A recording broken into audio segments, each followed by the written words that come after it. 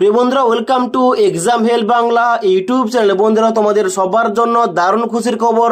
Finally SSC তরফে আবার পুনরায় একটা অফিসিয়াল নোটিফিকেশন আউট করা হয়েছে, যার জন্য তোমরা অল ওভার ইন্ডিয়া থেকে ছেলে ও মেয়েরা আবেদন করতে পারবে। এবং এখানে তোমরা জবটা পেলে এখানে কিন্তু তোমাদের কেন্দ্র সরকারের আন্ডারে তোমাদের জবটা হবে।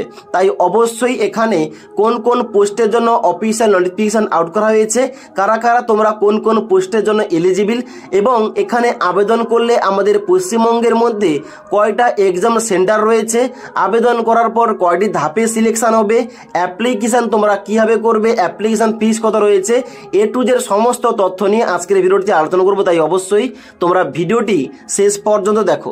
তো বন্ধুরা, অনস্ক্রিন দেখতে পাচ্ছ অফিসিয়াল ফুল নোটিফিকেশন, যেখানে তোমাদের প্রথমেই নোটিশে দেওয়া রয়েছে জুনিয়র ইঞ্জিনিয়ার সিভিল মেকানিক্যাল এবং ইলেকট্রিক্যাল এক্সামিনেশন 2024।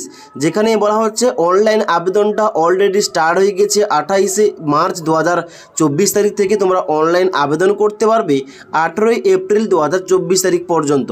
ওকে, এবং যার জন্য তোমাদের এখানে টেন্টেটিভলি কম্পিউটার বেসড এক্সাম তোমাদের নেওয়া হবে পেপার 1-এর জন্য 4/6/2024 তারিখ থেকে 6/6/2024 তারিখ পর্যন্ত। তাহলে এখানে যে এসএসসি জেই অর্থাৎ জুনিয়র ইঞ্জিনিয়ার ভ্যাকেন্সির জন্য অফিসিয়াল নোটিফিকেশন আউট করা হয়েছে, এখানে কোন কোন পোস্ট রয়েছে এবং তার সঙ্গে সঙ্গে তোমাদের কোন কোন ডিপার্টমেন্টের চাকরিটা হবে। 2 নম্বর পয়েন্টে এখানে তোমাদের ডিটেলস অফ পোস্ট লেখা রয়েছে এবং তার সঙ্গে সঙ্গে এসেনশিয়াল কোয়ালিফিকেশন উল্লেখ করা রয়েছে। কি বলা হচ্ছে, 1 নম্বর দেখতে পাচ্ছ অর্গানাইজেশন নাম বলা হচ্ছে বর্ডার রোডস অর্গানাইজেশন, যার মধ্যে প্রথম পোস্টের নাম রাখা হয়েছে জুনিয়র ইঞ্জিনিয়ার সিভিল। এবার এই পোস্টে তোমরা কারা কারা এলিজিবল দেখে নাও। এখানে এসেনশিয়াল কোয়ালিফিকেশন বলা হচ্ছে degree in civil engineering from a recognise university কিংবা ইনস্টিটিউট, অথবা 3 year diploma in civil engineering from recognise university তোমরা কিন্তু এখানে আবেদন করতে পারবে। অর্থাৎ তোমরা যারা সিভিল ইঞ্জিনিয়ারিং নিয়ে ডিগ্রি পাস করেছো, তাছাড়া তোমরা যারা 3 বছরের ডিপ্লোমা করেছো সিভিল ইঞ্জিনিয়ারিংয়ে, তোমরা কিন্তু এখানে আবেদন করতে পারবে। তার সঙ্গে সঙ্গে বলা হচ্ছে অবশ্যই বিয়ের পয়েন্টে বলা হচ্ছে যে 2 year of working experience in planning কিংবা এক্সিকিউশন কিংবা maintenance of civil engineering work. অর্থাৎ তোমাদের যাদের উপরের এসেনশিয়াল কোয়ালিফিকেশানের সঙ্গে সঙ্গে 2 বছরের ওয়ার্ক এক্সপিরিয়েন্স রয়েছে, তোমরা শুধুমাত্র এলিজিবল অ্যাপ্লিকেশান করতে পারবে। যেখানে তোমাদের ডান দিকে এজ লিমিট বলা হচ্ছে আপ টু 30 ইয়ার, অর্থাৎ তোমাদের বয়স যাদের 18 থেকে 30 বছরের মধ্যে, তোমরা অবশ্যই এখানে অনলাইন আবেদনটা করতে পারবে। তারপরে নেক্সট তোমাদের এখানে পোস্টের নাম রাখা হয়েছে জুনিয়র ইঞ্জিনিয়ার ইলেকট্রিক্যাল এবং মেকানিক্যাল। এখানে তোমরা কারা কারা এলিজিবল, এখানে বলা হচ্ছে ডিগ্রি ইন ইলেকট্রিক্যাল অথবা mechanical engineering from a recognise university. অর্থাৎ তোমরা যারা ইলেকট্রিক্যাল কিংবা মেকানিক্যাল নিয়ে ডিগ্রি পাস করেছো কিংবা তোমাদের যদি 3 বছরের ডিপ্লোমা রয়েছে, তোমরা অবশ্যই এখানে এলিজিবল। তবে তার সঙ্গে সঙ্গে তোমাদের কিন্তু এখানে 2 বছরের ওয়ার্কিং এক্সপিরিয়েন্স থাকতে হবে। ওকে, এজ লিমিট প্রতিটা পোস্টের জন্য কিন্তু সেম রাখা হয়েছে। তারপর তোমাদের 2 নম্বর এখানে পোস্ট রাখা হয়েছে জুনিয়র ইঞ্জিনিয়ার সিভিল, যেখানে তোমাদের অর্গানাইজেশন নাম বলা হচ্ছে ব্রহ্মপুত্র বোর্ড মিনিস্ট্রি অফ জলশক্তি। এখানে তোমাদের চাকরিটা হবে। এখানে তোমাদের কিন্তু কোয়ালিফিকেশন চাওয়া হচ্ছে 3 year diploma in civil engineering. অর্থাৎ তোমাদের যাদের সিভিল ইঞ্জিনিয়ারিং নিয়ে 3 বছরের ডিপ্লোমা করা আছে, তোমরা কিন্তু এই পোস্টে এলিজিবল আবেদনটা করতে পারবে। এবং একইভাবে তোমাদের কিন্তু এখানে প্রতিটা অর্গানাইজেশন অনুযায়ী কোন কোন পোস্টের জন্য এখানে কোয়ালিফিকেশন কি রাখা হয়েছে এখানে তোমাদের ডিটেলস দেওয়া রয়েছে। তবে তোমাদের কিন্তু এখানে এসেনশিয়াল কোয়ালিফিকেশনটা যে কমন ব্যাপারটা রয়েছে, এটা তোমাদের বলে রাখি, হয় তোমাদের কিন্তু অবশ্যই ইলেকট্রিক্যাল, না হলে মেকানিক্যাল, আর না হলে সিভিল নিয়ে তোমাদের এখানে ডিপ্লোমা করতে হবে 3 বছরের, আর না হলে তোমাদের কিন্তু ডিগ্রি পাস করতে হবে। তবে তোমরা কিন্তু এখানে এলিজিবল এই সমস্ত পোস্টের জন্য আবেদন করতে পারবে। এবার মেন ইম্পর্টেন্ট পয়েন্ট, তাহলে এই সমস্ত পোস্ট এই সমস্ত অর্গানাইজেশনের জন্য এখানে তোমাদের টোটাল কত ভ্যাকেন্সি রাখা হয়েছে। এখানে নিচের দিকে আসার পর 3 নম্বর পয়েন্টে এখানে তোমাদের টোটাল ভ্যাকেন্সি সম্বন্ধে উল্লেখ করা রয়েছে।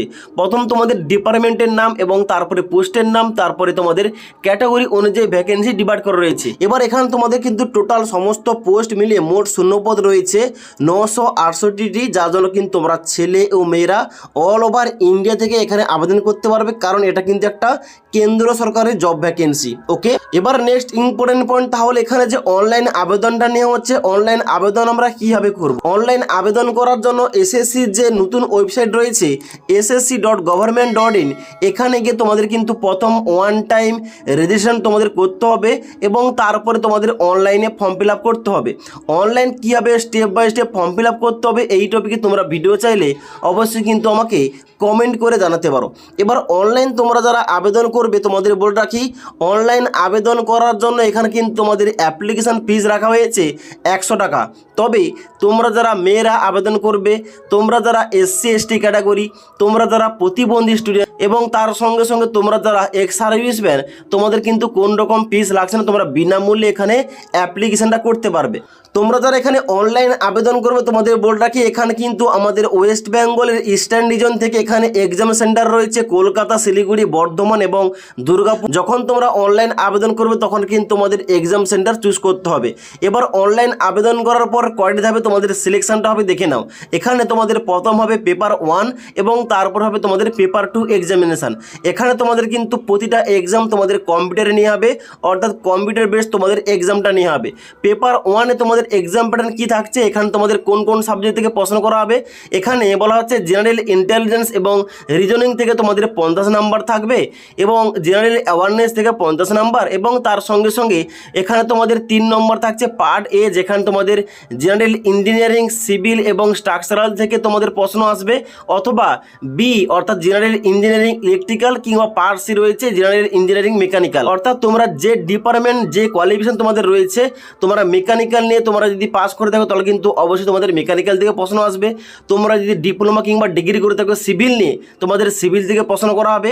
আর তোমরা যারা ইলেকট্রিক্যাল থেকে পাস করে তোমাদের কিন্তু ইলেকট্রিক্যাল থেকে প্রশ্ন আসবে। এখানে তোমাদের টোটাল কিন্তু 100 তোমাদের প্রশ্ন করা হবে, 100 নাম্বার থাকছে। এখানে তোমাদের টোটাল 200 নাম্বারের জন্য 2 ঘন্টা তোমাদের টাইম দিয়ে হবে। এবং তারপরে পার্ট 1-এ তোমরা পাস করলে তোমাদের নেক্সট হবে পার্ট 2 এক্সামিনেশান, যেখানে তোমাদের কিন্তু অবশ্যই বলা হচ্ছে যে ডিপার্টমেন্ট তোমরা অবশ্যই চুজ করবে ওই ডিপার্টমেন্ট অনুযায়ী তোমাদের প্রশ্ন করা হবে। 100টা কোশ্চেন করা হবে, তার জন্য কিন্তু তোমাদের 300 নাম্বার দেওয়া হবে, যার জন্য তোমাদের কিন্তু 2 ঘন্টা টাইম দেওয়া হচ্ছে।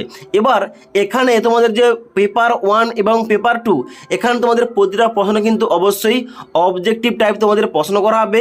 প্রশ্নের ভাষা থাকবে হিন্দি এবং ইংলিশ, যে কোনো একটা ভাষা তোমরা চুজ করে অবশ্যই তোমাদের কিন্তু এখানে কোশ্চেনের অ্যান্সার তোমাদের দিতে হবে। নেগেটিভ মার্কিং রয়েছে 0.25, অর্থাৎ 4টি প্রশ্নের উত্তর ভুল করলে 1 নাম্বার তোমাদের কাটা যাবে। এবং নিচের দিকে আসার পর এখানে কিন্তু তোমাদের ইন্ডিকেটিভ সিলেবাস দেওয়া রয়েছে পেপার 1 এবং পেপার 2 অনুযায়ী, তোমরা অবশ্যই অফিসিয়াল নোটিফিকেশন চেক করতে পারো। তাই অবশ্যই তোমরা যারা শুধুমাত্র সিভিল ইঞ্জিনিয়ারিং কিংবা মেকানিক্যাল কিংবা ইলেকট্রিক্যাল ইঞ্জিনিয়ারিং নিয়ে তোমরা যারা শুধুমাত্র 3 বছরের ডিপ্লোমা করেছো কিংবা তোমরা যারা ডিগ্রি পাস করেছো, অবশ্যই তোমরা কিন্তু এই সমস্ত ভ্যাকেন্সির জন্য, এই সমস্ত পোস্টের কিন্তু তোমরা এখানে আবেদনটা করতে পারবে। ওকে, তাছাড়া এই জব ভ্যাকেন্সি সংক্রান্ত তোমাদের আর কোন রকম কোশ্চেন কিংবা কোয়ারিজ থেকে থাকলে অবশ্যই কিন্তু আমাকে নিচে কমেন্ট করে জানাতে পারো।